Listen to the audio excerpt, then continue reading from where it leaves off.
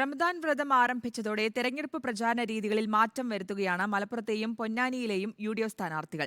വേനൽ ചൂടും കടുത്തതോടെ റോഡ് ഷോകൾക്ക് പകരം കുടുംബ സംഗമങ്ങളിലൂടെയും ഗൃഹസന്ദർശനങ്ങളിലൂടെയും പരമാവധി വോട്ടുറപ്പിക്കാനാണ് സ്ഥാനാർത്ഥികളുടെ ശ്രമം. തെരഞ്ഞെടുപ്പ് ആവേശത്തിനൊപ്പം വേനൽ ചൂടും കനക്കുകയാണ്.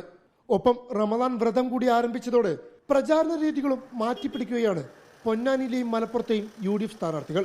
പ്രചാരണം പരമാവധി കുടുംബ സംഗമങ്ങളിലേക്കും വ്യക്തികളെ നേരിട്ട് കാണുന്നതിലേക്കും മാറ്റിപ്പിടിക്കുന്നുണ്ട് സ്ഥാനാർത്ഥികളും.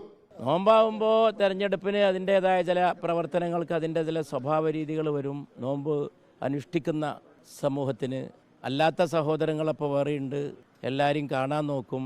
ആദ്യഘട്ട മണ്ഡല പര്യടനങ്ങളും റോഡ് ഷോകളും കൺവെൻഷനുകളും നോമ്പിന് മുമ്പ് തന്നെ സ്ഥാനാർത്ഥികൾ പൂർത്തിയാക്കി.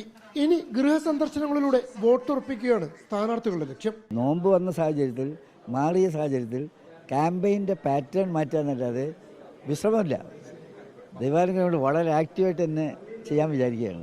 അതായത് നോമ്പാണ്, ഇനിയിപ്പോൾ ഇത് കഴിയട്ടെ എന്ന് വിചാരിച്ച് നിൽക്കുന്ന പ്രശ്നമില്ല. പൊന്നാനിയിലും മലപ്പുറത്തും LDFന്റെയും NDAയുടെയും പ്രചാരണ പരിപാടികളും റോഡ് ഷോകളും തുടരുന്നുണ്ട്. റിപ്പോർട്ടർ, മലപ്പുറം.